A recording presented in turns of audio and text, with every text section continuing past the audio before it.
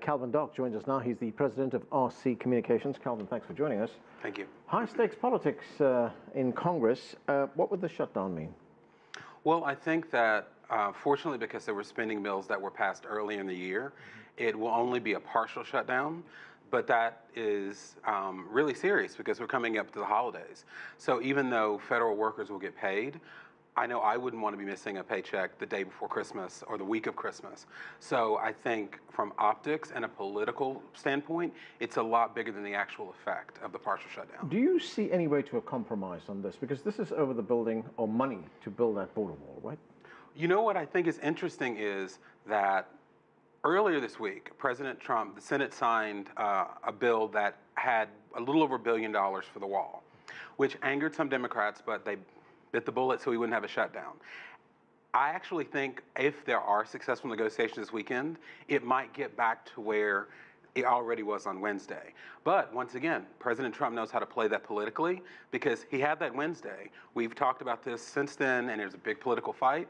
And if he gets that $1 billion, then he gets to say he got at least a start on his wall. Is his hope that he might get a little bit more this time? Yes, and I think, too, what's really important in this situation is this is the last time that President Trump will be able to make these types of demands while the Republicans have both chambers of Congress. Right. And it's been really interesting to see how commentators from the right and Republicans in this country have basically pushed him to this to say the most you're ever going to get is before January 3rd. And so I think that President Trump is letting us know that from now to 2020, it's going to be about opposition to what the Democrats want. And so politically, he wins, even if they don't get the funding, that he at least did all he can and is going to miss a few days in Mar-a-Lago with golf. This has been quite a week for President Trump. I mean, we had, well, we got the shutdown, of course. Then there was the announcement about pulling troops out of Syria and out of Afghanistan as well. Then we had the resignation of the defense chief. What do you make of it?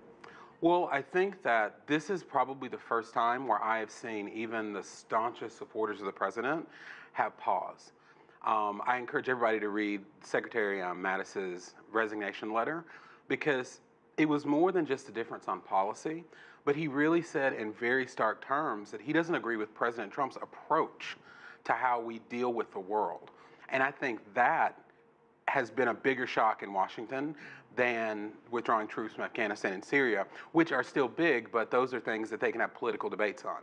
But when the leader of your military says they don't trust you or can't be on the same page, that's much bigger. You know, what would be puzzling to a lot of people is that if President Trump decides he wants to pull troops out of Syria or out of Afghanistan, you would think that he would contact his defense secretary and say, this is what I'm planning on doing. Or let the corresponding bodies in Congress know. Or call up his allies, where we have our troops fighting alongside theirs. Here's the deal. Best case, he's just not communicating what his strategy is. Worst case, he's impulsive without a strategy. But when you're dealing with the military, both of those options are not comforting to us, our allies, or the military personnel that are putting their lives on the line right now in those places.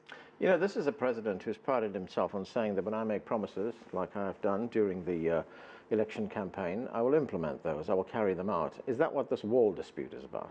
Yes, because of everything that President Trump talked about, this was what he mentioned when he came down the escalator in 2015.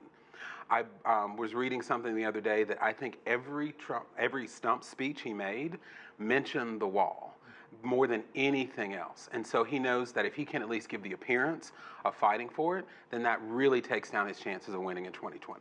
As you point out, if Trump is going to be looking at what the Democrats, in the House at least, are going to be doing in the next session, what is the possibility of any legislation passing? Well, I do think one of the things that got lost in this week's chaos was that there are some issues where Democrats and Republicans can't agree. The criminal justice reform that was passed this week is monumental in what it tries to do, even if some people don't agree with the different parts, but everything else overshadowed it. So I do think that once we get rid of the drama of things like the shutdown, there are issues like that, infrastructure, that the Democrats and Republicans could agree on, but that all gets thrown away over the drama and chaos that is Washington seemingly more and more today. We could have quite a year ahead. Calvin Dark, thanks so much. Thank you.